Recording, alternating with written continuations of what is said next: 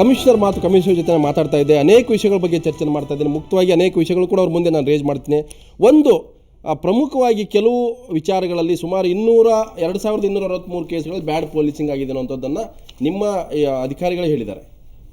ಕೆಲವು ವಿಚಾರಗಳಲ್ಲಿ ಅಂದರೆ ಕನ್ಸರ್ನ್ ಸೋಷಿಯಲ್ ಇಶ್ಯೂಸ್ ಇರ್ಬೋದು, ಅವೆಲ್ಲ ಕೂಡ ಒಂದು ಪರ್ಸ್ನಲ್ ಆಗಿ ನಾವು ಅದನ್ನು ಡೆಲ್ಟ್ ಮಾಡಬೇಕಾಗತ್ತೆ, ಅದನ್ನು ಬಗೆಹರಿಸಬೇಕಾಗತ್ತೆ ಅನ್ನೋಂಥದ್ದು.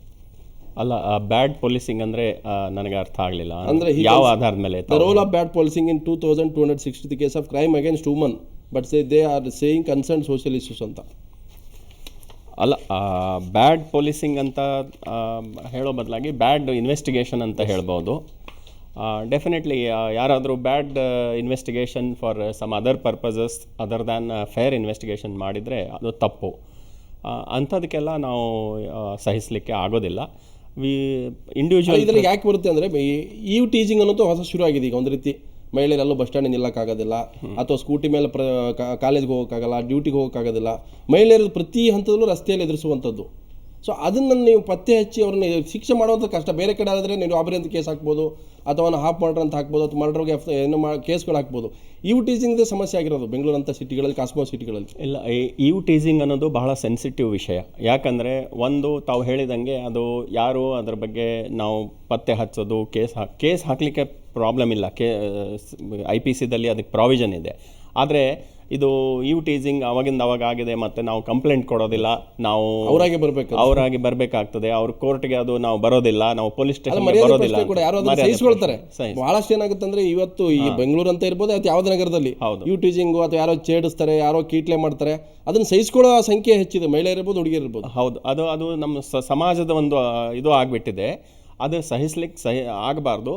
ಆದರೆ ಇದು ಕಷ್ಟದ ಕೆಲಸ ಈವ್ ಟೀಸಿಂಗ್ ಬಗ್ಗೆ. ಬಟ್ ಅದನ್ನು ನಾವು ನಿಲ್ಲಿಸ್ಲಿಕ್ಕೆ ಆಗೋದಿಲ್ಲ ಅಂತ ಹೇಳೋದಿಲ್ಲ. ಸ್ವಲ್ಪ ನಾವು ಜಾಗೃತವಾಗಿ ಪೊಲೀಸ್ ಪ್ರೆಸೆನ್ಸ್ ಎಲ್ಲ ಕಡೆ ಹೆಚ್ಚು ತೋರಿಸಿದ್ರೆ ಅದು ಸ್ವಲ್ಪ ಭಯ. ಒಂದು ಹೇಳ್ಬೋದು ಇಲ್ಲಿಂದ ಅಂದರೆ ಯಾರು ಅದನ್ನು ಒಳಗಾಗಿರ್ತಾರೆ ಅವರು ಕೂಡ ಒಂದಷ್ಟು ಕಂಪ್ಲೇಂಟ್ ಕೊಡ್ಬೋದು ಅಂತ ಧೈರ್ಯವಾಗಿ. ಏನಾದರೂ ಹಾಗೆ ಇಲ್ಲ, ಒಂದು ವೇಳೆ ಅವರು ಹಾಗಿದ್ರೆ ನಮ್ಮ COP Bangalore@rediffmail.com ಅವರಿಗೆ ಅವರು ಇಮೇಲ್ ಕಳಿಸಿದ್ರು ಸಾಕು.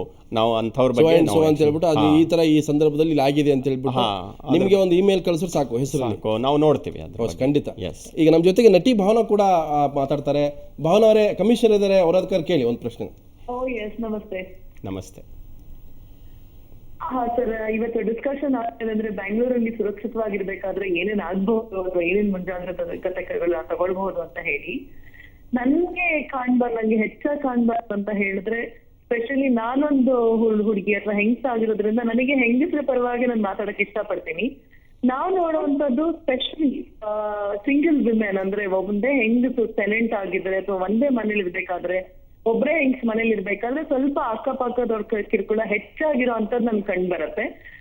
ಅಂತವರಿಗೆ ಯಾವ ರೀತಿ ನೀವು ಸೇಫ್ಟಿ ಮೆಜರ್ಸ್ ಕೊಡ್ಬೋದು ಅನ್ನೋದನ್ನ ನೀವು ಹೇಳಿದ್ರೆ ಚೆನ್ನಾಗಿರುತ್ತೆ ಸರ್. ಅಥವಾ ನಮ್ಗೆ ಇವಾಗ ನಾನು ಫೇಸಿಂಗ್ ಇಟ್ ಅಂದ್ರೆ ನನ್ನ ಟೀಚರ್ ಒಬ್ರಿದ್ದಾರೆ, ಅವರಿಗೆ ತುಂಬಾ ನೇಬರ್ಹುಡ್ ಅಲ್ಲಿ ತುಂಬಾ ಅವರು ಹಿಂಸೆ ಕೊಡ್ತಿದ್ದಾರೆ. ಒಬ್ರು specially one man who is really troubling Har a lot.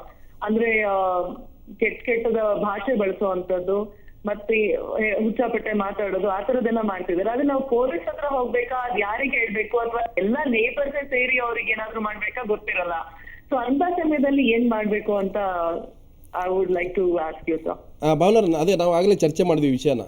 ಈ ಒಂಟಿ ಮಹಿಳೆ ಇರ್ತಕ್ಕಂಥದ್ದು, ಅಥವಾ ಒಂಟಿ ತಂದೆ ತಾಯಿಗಳು ಜೀವನ ಮಾಡ್ತಾ ಇರ್ತಾರೆ, ಎಲ್ಲ ಮಕ್ಕಳೆಲ್ಲ ದುಡಿತಾ ಇರ್ತಾರೆ, ಮತ್ತೆ ಯಾರೋ ಅಂದ್ರೆ ವಿಧವೆಯರು ಅಂದ್ರೆ ಗಂಡ ಇರಲ್ಲ, ಮನೇಲಿ ಒಬ್ಬರೇ ಮಗುನ ಸಾಕೊಂಡಿರ್ತಾರೆ. ಅಂದ್ರೆ ಯಾವಾಗ ಕೂಡ ಅವ್ರಿಗೆ ಒಂದು ರೀತಿ ಭಯದಲ್ಲಿದೆ. ಅಂದ್ರೆ ಅಕ್ಕಪಕ್ಕದವರು ಭಯ ಇರುತ್ತೆ, ಸಮಾಜದ ಭಯ ಇರುತ್ತೆ. ಆ್ಯಕ್ಚುಲಿ ಸೆಕ್ಯೂರಿಟಿ ಆಗಬೇಕಾದ್ರೆ ಸೊಸೈಟಿನವ್ರು ಸೆಕ್ಯೂರಿಟಿ ಆಗಬೇಕು. ಅಲ್ಟಿಮೇಟ್ ಆಗಿ ಎಲ್ಲವೂ ಕೂಡ ಪೊಲೀಸರ ಹತ್ರ ಬರುವಂಥ ಸ್ಥಿತಿ ನಿರ್ಮಾಣ ಆಗಿದೆ. ಅಲ್ಲ, ಅದು ಅನ್ಫಾರ್ಚುನೇಟ್. ಬಹಳ ಏನಾಗಿದೆ ನಮ್ಮ ಸೊಸೈಟಿದಲ್ಲಿ ಅಂದರೆ, ಒಬ್ಬರು ಯಾರಾದರೂ ಹೆಣ್ಮಗಳು ಒಬ್ಬರೇ ಇರ್ತಾರೆ ಅಂದ ತಕ್ಷಣ ಸುತ್ತಮುತ್ತ ಇರೋರು ಸಹ ಅವರಿಗೆ ಬಹಳ ತೊಂದರೆ ಕೊಡೋದು. ಅದು it is very very unfortunate. It is a sociological problem ಅಂತ ನನಗೆ ಅನ್ನಿಸ್ತದೆ. ಬಟ್ ನಮ್ಮ ಬೆಂಗಳೂರು ನಗರ ಇಡೀ ರಾಷ್ಟ್ರದಲ್ಲೇ ಮೊಟ್ಟ ಮೊದಲಿಗೆ ಡಯಲ್ 100 ಸಿಸ್ಟಮ್ ಅಂತ ಒಂದು ಪ್ರಾರಂಭ ಮಾಡಿದೆ. ಡಯಲ್ ಸಹಾಯವಾಣಿ ಅಂತೂ ಮಹಿಳಾ ಸಹಾಯವಾಣಿ ಇದೆ, ಮತ್ತು 100ಗೆ ಮಾಡಿದೆ. ಅದು it is like A call centre. But ಮಹಿಳಾ ಈಗಲೂ ಕೂಡ ಕೆಲಸ ಮಾಡ್ತಾ ಇದೆಯಾ ಅಂತ? ಅದು ಬಹಳ ಹಿಂದೆ ಪ್ರಚಾರ ಬಂತು, ಒಂದು 7-8 ವರ್ಷ ಹಿಂದೆ. ಇಲ್ಲ, ಈಗಲೂ ಮಾಡ್ತಾ ಇದೆ. ಶಿವಾಜಿನಗರದಲ್ಲಿ BMTC ಬಸ್ ಸ್ಟ್ಯಾಂಡ್ ಬಿಲ್ಡಿಂಗ್ ಇದೆ, ಅಲ್ಲಿ ಕೆಲಸ ಮಾಡ್ತದೆ. ಮತ್ತು ನಾನು ಅದನ್ನು ಈಗ ಉಳಿದ DCP 7 DCPಗಳಿದ್ದಾರೆ ಅವರ ಕಚೇರಿಗಳಲ್ಲಿ ಕೂಡ ಅದನ್ನು ವಿಸ್ತರಿಸಲಿಕ್ಕೆ ಒಂದು ಯೋಜನೆಯನ್ನು ಮಾಡಿಕೊಂಡಿದ್ದೀನಿ. ಮಹಿಳಾ ಮತ್ತು ಮಕ್ಕಳ ಕಲ್ಯಾಣ ಇಲಾಖೆಯವರ ಡೈರೆಕ್ಟರ್ ಜೊತೆ ಮಾತಾಡಿದ್ದೀನಿ, ಯಾರು NGOs ಮುಂದೆ ಬಂದರೆ ಅವರಿಗೆ ನೀವು ನೇಮಕ ಮಾಡಿ ಅಂತ. ಈ ಡಯಲ್ 100 ಸಿಸ್ಟಮ್ಗೆ ಅವರು ಈಗ ಮೇಡಮ್ ಭಾವನಾ ಅವರು ಹೇಳಿದಂತೆ ಅವರು ಫೋನ್ ಮಾಡಿದರೆ ನಮ್ಮ ಹೊಯ್ಸಳ, ಚೀತಾ ಅವರೆಲ್ಲ ಬಂದು ಅದಕ್ಕೆ ರಕ್ಷಣೆ ಕೊಡ್ತಾರೆ. ನನಗೆ ಬಹಳ ಹೆಣ್ಮಕ್ಕಳು, ಮತ್ತು ನಾನು ಪ್ರತಿಯೊಂದು ಫೋನ್ ನಾನು ತಗೊಳ್ಳಿಕ್ಕೆ ಆಗೋದಿಲ್ಲ, ನನಗೆ ಬಹಳ ಹೆಣ್ಮಕ್ಕಳು ಇದೇ ರೀತಿ ಅವರು ಮೇಡಮ್ ಹೇಳಿದಂತೆ ಕೆಲವರು ನಮಗೆ ತೊಂದರೆ ಕೊಡ್ತಾ ಇದ್ದಾರೆ ಅಂತ ದೂರು ಕೊಟ್ಟಿದ್ದರು, ಇಮೇಲ್ ಕಳಿಸಿದ್ದಾರೆ. ನಾವು ಅದ್ರ ಬಗ್ಗೆ ಅವರಿಗೆ ಕರೆಸಿ ವಾರ್ನಿಂಗ್ ಮಾಡಿ ಅಥವಾ ಕಾನೂನು ಪ್ರಕಾರ ಏನು ಕ್ರಮ ಕೈಗೊಳ್ಬೇಕು ಅದನ್ನು ನಾವು ಒಂದು ನಿಮ್ಮಿಂದ ಒಂದು ಗ್ಯಾರಂಟಿ ಒಂದು ಹೋಗ್ಬೇಕಾಗುತ್ತೆ. ನಾವು ಅಸುರಕ್ಷಿತರು ಅನ್ನೋ ಭಾವನೆ ಬರಬಾರ್ದು ಯಾವುದೇ ಒಬ್ಬ ಸಿಟಿಜನ್ಗೆ, ಅದು ಹಳ್ಳಿಯಲ್ಲಿರ್ಬೋದು ನಗರದಲ್ಲಿರ್ಬೋದು. ನಾನು ಭಯದಲ್ಲಿ ಬದುಕ್ತಾ ಇದ್ದೀನಿ ಅಂತಂದರೆ ಈಸ್ ಲಾಸ್ಟ್ ಈಸ್ ಇದು ಏನೋ ಜೀವ ಬದುಕುವ ಒಂದು ಆ ಫ್ರೀಡಮ್ಮೇ ಹೋಗ್ಬಿಡುತ್ತೆ. ಖಂಡಿತ ನಿಮ್ಮ ಈ ಮಾತಿಗೆ ಯಾವುದೇ ಎರಡು ಮಾತಿಲ್ಲ, ಖಂಡಿತ ಆ ಭಾವನೆ ಬರಬಾರ್ದು. ಬಟ್ ಈಗ ಏನಾಗ್ತಾ ಇದೆ, ಸೊಸೈಟಿ ಬದಲಾದ ಹಾಗೆ ಮೊದಲು ಜಾಯಿಂಟ್ ಫ್ಯಾಮಿಲಿ ಇತ್ತು, ಈಗ ನ್ಯೂಕ್ಲಿಯರ್ ಫ್ಯಾಮಿಲಿ ಬಂದಿದೆ, ನ್ಯೂಕ್ಲಿಯರ್ ಫ್ಯಾಮಿಲಿ ಹೋಗಿ ಈಗ ಒಂಟಿ ಫ್ಯಾಮಿಲಿ ಅಂತ ಬಂದಿದೆ. ಈ ಸೊಸೈಟಿ ಬದಲಾದಂಗೆ ಕ್ರೈಮ್ದು ಒಂದು ಸ್ವರೂಪ ಕೂಡ ಬದಲಾಗ್ತಾ ಇದೆ. ಅದಕ್ಕೆ ತಕ್ಕಂತೆ ನಾವು ನಮಗೆ ಕ್ರಮ ಒಂದು ಪಾಯಿಂಟ್ ಹೇಳಿದ್ರಿ, ಈ ಸಹಾಯವಾಣಿನ 7 DCP ವಲಯದಲ್ಲಿ ಸ್ಥಾಪನೆ ಮಾಡ್ತೀನಿ ಅಲ್ಲಿ ಯಾವ್ಯಾವ ಎಲ್ಲ ಪ್ರಕರಣಗಳು ಕೂಡ ಟೀಸಿಂಗ್ ಇರ್ಬೋದು ಅಥವಾ ವರದಕ್ಷಿಣೆ ಅಂತದ್ದಿರ್ಬೋದು ಅಥವಾ ಮಹಿಳೆಯ ಪರ್ಸನಲ್ ಈ ಥರ ಕೇಸ್ಗಳು ಯಾರು ಹರೇಸ್ ಮಾಡ್ತಾ ಇರ್ತಕ್ಕಂಥದ್ದಿರ್ಬೋದು ಅಥವಾ ಒಂಟಿ ಮನೆ ಇರ್ತಕ್ಕಂಥದ್ದು ಅವರೆಲ್ಲರೂ ಕೂಡ ಅಲ್ಲಿ ಕಂಪ್ಲೇಂಟ್ ಮಾಡ್ಬೋದು ಅಂತ. ಅದು ಮಾಡ್ಬೋದು. ಬಟ್ ಒಂಟಿ ಮನೆ ಅದು ಇರೋದು ನಾನು ಎಲ್ಲರಿಗೆ ಒಂದು ಈ ತಮ್ಮ TV ಮುಖಾಂತರ ವಿನಂತಿ ಮಾಡ್ಕೊಳ್ಳೋದು ಏನಂದರೆ, ಈ ಡಯಲ್ 100ಗೆ ಫೋನ್ ಮಾಡಿದರೆ it is like A call centre. ಅಲ್ಲಿ ಯಾವ ಒಂದು ಕಂಪ್ಲೇಂಟ್ ಇದೆ, ಡಯಲ್ 100 ಅಂತ ಸಿಗೋದಿಲ್ಲ ಅನ್ನೋಂಥದ್ದು ಇಲ್ಲ. ಈಗ ನಾವು ರೀಸೆಂಟ್ಲಿ ರಿವ್ಯೂ ಮಾಡಿದ್ದೀವಿ ಇನ್ಫೋಸಿಸ್ದವ್ರ ಜೊತೆಗೆ, ಮತ್ತೆ ನಾವು ಮಾತಾಡಿದ್ವಿ. ಅವರಿಗೆ ನಮ್ಮ ಸಿಬ್ಬಂದಿ ಏನಿದ್ದಾರೆ ಅವರಿಗೆ ನಾವು 24 ತಾಸು ಹೇಗೆ ಕೆಲಸ ಮಾಡಬೇಕಂತ ಟ್ರೈನಿಂಗ್ ಕೊಡ್ತಾ ಇದ್ದೀವಿ.